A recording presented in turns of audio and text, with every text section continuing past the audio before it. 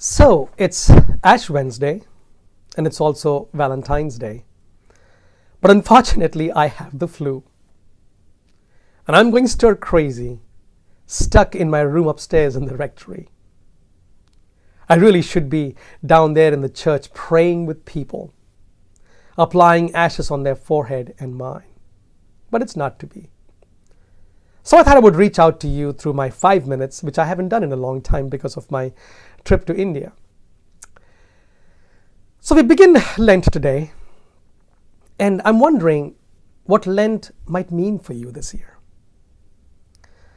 See, there is what I call the McDonald's version of Lent, which is giving up meat on Fridays and eating fish sandwich instead. I know many Catholics who perhaps don't frequent the church anymore and perhaps don't even consider them to be Catholic, but for some reason they cannot give up this practice of not eating meat on Fridays.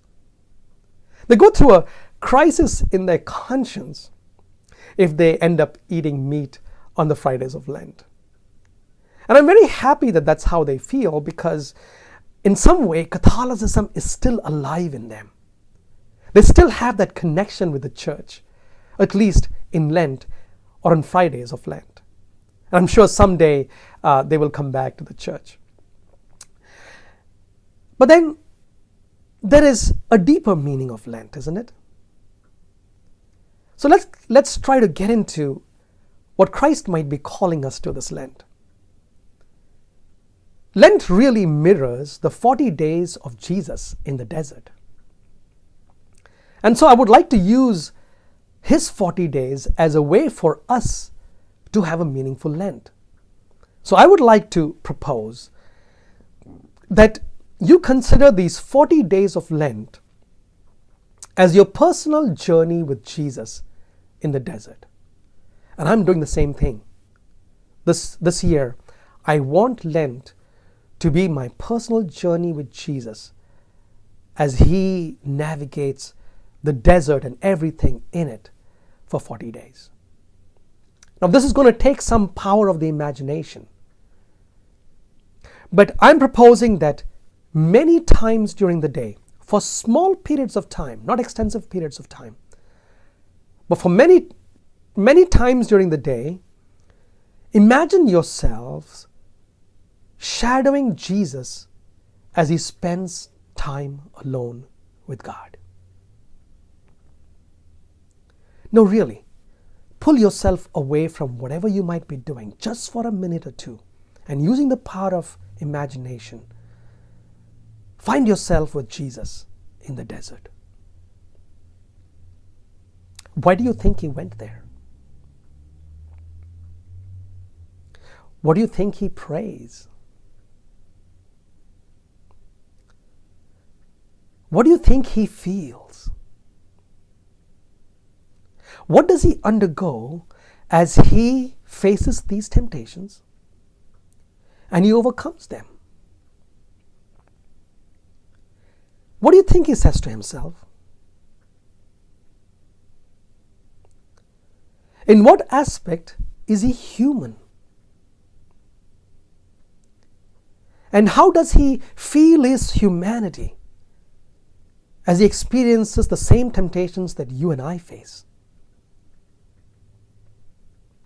How does he live his divinity as he experiences his humanity?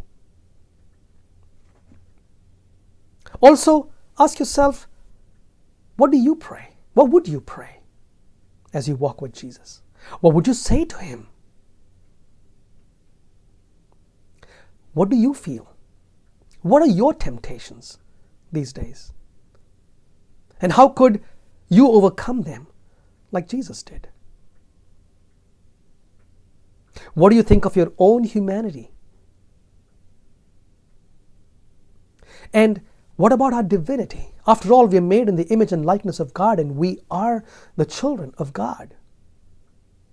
How shall we live our divinity even as we go through our humanity, this human life?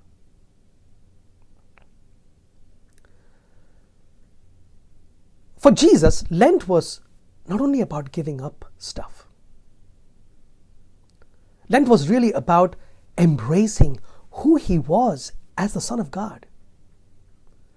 And not only did he embrace what God was wanting him to be, or who God was wanting him to be, I think he also became very aware that what he was doing for the sake of the people that he loved. His ministry, which began right after he came out of the desert, was a ministry of selflessness and self-sacrifice. It was a ministry of compassion and mercy and love. So as we go through this Lent, folks, I'm asking us that we not just give up stuff during Lent, but that we also embrace who God wants us to be.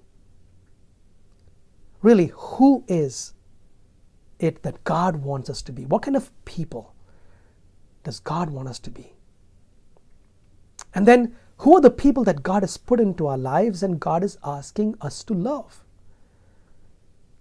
Where can we become more compassionate? Where can we become more merciful? Where can love for people be more real in our lives? I think this is what Lent is all about.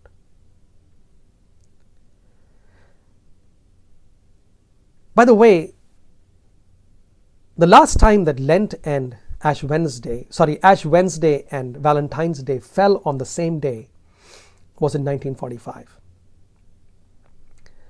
And it won't happen for a long time again. Perhaps this is not just a coincidence.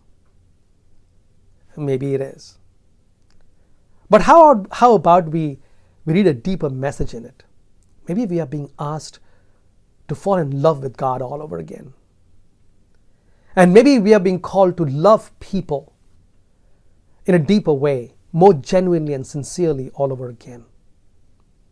Maybe we are being called to be a more loving people, compassionate and merciful all over again.